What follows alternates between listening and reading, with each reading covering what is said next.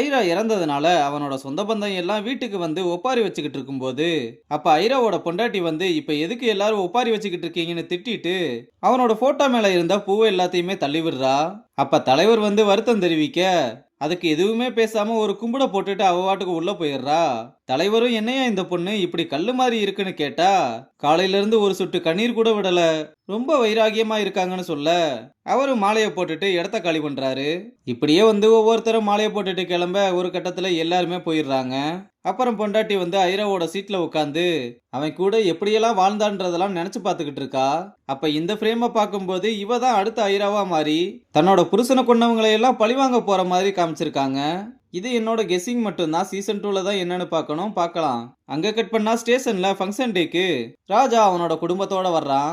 அப்ப ஸ்வேதா வந்ததும் வேகமா வாவர் வந்து வரவேற்க, வாவர் மீசையெல்லாம் எடுத்துட்டு ஆளே புது கெட்டப்ல இருக்கத பார்த்து, இந்த லுக்கு கூட உங்களுக்கு சூப்பரா இருக்கு, இதையே மெயின்டைன் பண்ணுங்கன்னு சொல்ல, நீங்களும் இன்னைக்கு ரொம்பவே அழகா இருக்கீங்கன்னு சொல்றான். இவங்க ரெண்டு பேரோட லவ்வையும் அடுத்த சீசனுக்கு கொண்டு போயிட்டாங்கன்னு தெளிவா தெரியுது. அப்ப முரளி வந்து ராஜா கிட்ட ராதாகிருஷ்ணன் வர்றதை நினைச்சு உங்களுக்கு பயமாவே இல்லையான்னு கேட்டா, அதுக்கு அவன் ஒரு பிட்டு பேப்பரை கொடுத்து அந்த பேஜ்ல நடந்த விஷயங்கள் எல்லாத்தையுமே விசாரிச்சு இதுல எழுதி வச்சிருக்கேன், இதுல இருக்க பாயிண்ட் எல்லாம் சொல்லி அவரை எப்படியாவது நம்ப வச்சு எஸ்கேப் ஆயிருன்னு சொல்ல, முரளியும் கோடான கோடி நன்றி ஏசப்பான்னு சொல்லிட்டு இந்த பக்கம் வந்து எல்லாத்தையுமே மனப்பாடம் பண்ண ஆரம்பிக்க, அப்பதான் ராதாகிருஷ்ணன் வந்து என்ட்ரி கொடுத்து எல்லாருக்குமே ஹாய் சொல்லிட்டு வாவரை பார்த்ததும், என்னடா மீசையெல்லாம் எடுத்துட்ட, என்ன எதுவும் பொண்ணு மேட்ரான்னு கலாய்க்கிறான். இவங்க ரெண்டு பேருமே ஃப்ரெண்ட்ஸா தான் இருந்திருப்பாங்க போல. அப்புறம் அவனை வரவேற்று உள்ள கூப்பிட்டு வந்து ஸ்பென்சியை கூப்பிட, அவளும் ஃப்ளவர் புக்கேவோட வந்து வரவேற்கிறா. நம்ம ஆளும் ஸ்பென்சியை பார்த்ததும் ஆளு வச்சக்கண்ணு வாங்காம பார்த்துக்கிட்டே இருக்கான்.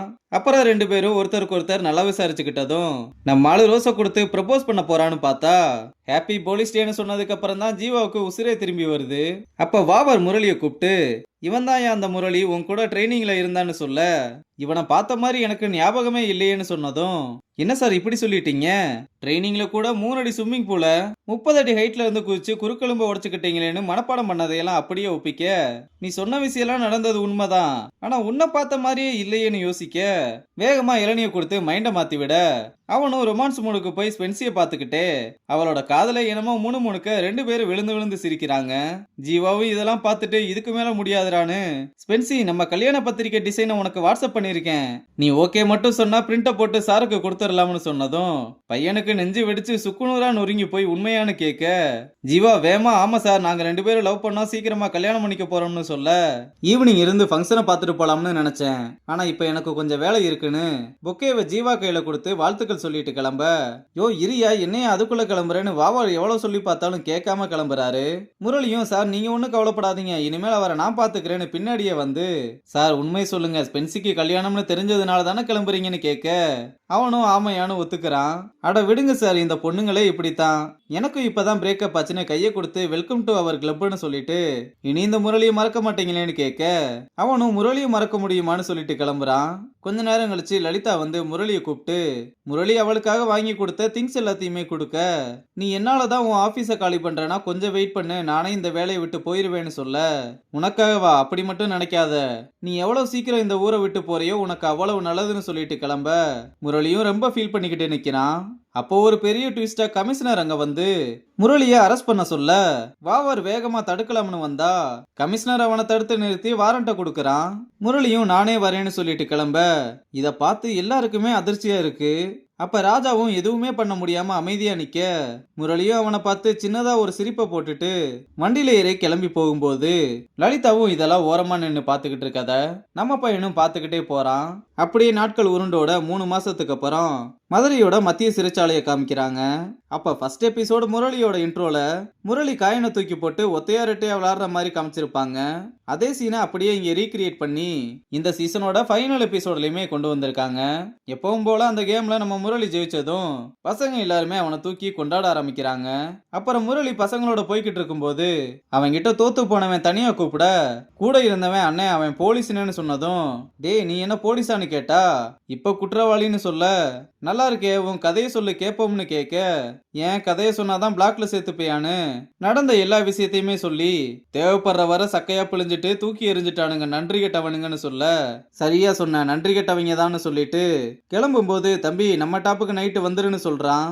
நம்ம பையனும் பார்ட்டி இருக்குமான்னு கேட்க, டேய் நம்ம டாப்புனாலே பார்ட்டி தானே சொல்லிட்டு கிளம்புறான். இந்த பக்கம் பசங்களாம் என்ன சொன்னான்னு கேட்டா, போலீஸ்காரன் கொஞ்சம் சீர் இல்லாம தான் இருக்கான், நம்ம டாப்புக்கு வர சொல்லியிருக்கேன், அவன் மேல எதுக்கு ஒரு கண்ணு இருக்கட்டும்னு சொல்றான். முரளியும் கிளம்புற மாதிரி போய் இதெல்லாம் ஓரமா நின்னு கேட்டுக்கிட்டு தான் இருந்திருக்கான். அங்க கட் பண்ணா ஸ்டேஷன்ல வாவாரி எல்லாத்தையுமே கூப்பிட்டு ராஜா ஸ்பெஷல் டீமுக்கு ப்ரமோட் ஆயிருக்கான்னு சொன்னதும் எல்லாருமே ரொம்ப சந்தோஷப்படுறாங்க. வாவரும் இதை குட் நியூஸ்னு சொல்றதா இல்ல பேட் நியூஸ்னு சொல்றதானே தெரியல. ஏன்னா இதுதான் ராஜாவுக்கு நம்ம ஸ்டேஷனோட லாஸ்ட் டேன்னு சொன்னதும் எல்லாருமே வந்து ரொம்ப வருத்தத்தோட பிரியா விடை கொடுக்க, வாவரும் ஆல் த பெஸ்ட் மச்சான்னு ராஜாவை கட்டிப்பிடிச்சு விடை கொடுக்க, ராஜாவும் எல்லாருக்கும் ஒரு சல்யூட்டை போட்டு கிளம்புறான். இங்க ஜெயில ஒரு கிழமை முரளியை வம்பழுத்துட்டு வாழைப்பழத்தோட சேர்த்து ஒரு மொபைலையும் கொடுத்துட்டு கிளம்ப சொல்றான். அப்புறம் தனியா வந்து ராஜா கிட்ட முரளி ரிப்போர்ட்டிங் சார்னு சொல்ல, இந்த இடத்துல தான் பெரிய ட்விஸ்டே வச்சிருக்கானுங்க. பாஸ்ட்ல நமக்கு ராஜா கமிஷனர் கிட்ட பேசிட்டு கிளம்புன மாதிரி காமிச்சிருப்பாங்க. ஆனா ராஜா திரும்பி வந்து, ஐராவை பிடிக்க என்ன தவிர யாராலையும் முடியாது, அது உங்களுக்கே தெரியும், என் கூட சேர்ந்து முரளியை சேவ் பண்றதா இருந்தா நான் அவனை பிடிக்கிறேன், இல்லனா நீங்க தாராளமா வேற யாரையாவது வச்சு இதை பண்ணிக்கோங்கன்னு சொல்ல, யோ அவன் என் பொண்ணை லவ் பண்ணியிருக்கான், அவனை எப்படி சும்மா விட முடியும்னு கேட்க, அது உங்களோட பர்சனல் விஷயம், அந்த விஷயத்தை இதுல கொண்டு வராதீங்க, எனக்கு என்ன பிரச்சனை வந்தாலும் சரி, ஆனா எனக்கு நான் முரளியை காப்பாத்தணும் அவ்வளவுதான், டீல் ஓகேனா சொல்லுங்கன்னு சொல்ல, அவனும் கடைசியா வேற வழி இல்லாம காப்பாத்துறேன்னு சொன்னதும் ஓகே சார்னு ஒரு சல்யூட்டை போட்டு அப்புறம் தான் கிளம்பி இருக்கான். அப்புறம் பிரசன்ட்ல ராஜஸ்தான்ல இருந்து ராஜா முரளி கிட்ட மிஷினை ஸ்டார்ட் பண்ணியாச்சான்னு கேட்க, இந்த இடத்துல தான் என்ன மிஷின் முரளி எதுக்காக அரெஸ்ட் பண்ணாங்க அப்படின்றத காமிக்கிறாங்க.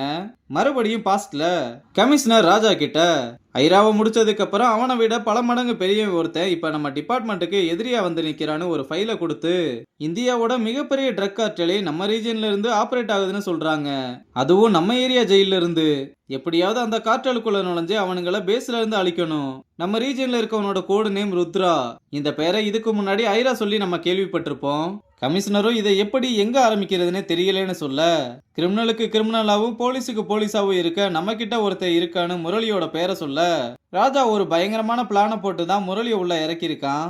அப்புறம் பிரசன்ட்ல நம்ம முரளியும் மிஷன் எப்போவோ ஸ்டார்ட் பண்ணியாச்சு, மிஷன் ஆன் ப்ராக்ரஸ்னு சொல்லி ரெண்டு பேருமே சிரிக்கிறதோட இந்த எபிசோட மட்டும் இல்லாம இந்த சீசனையுமே முடிச்சிருக்காங்க.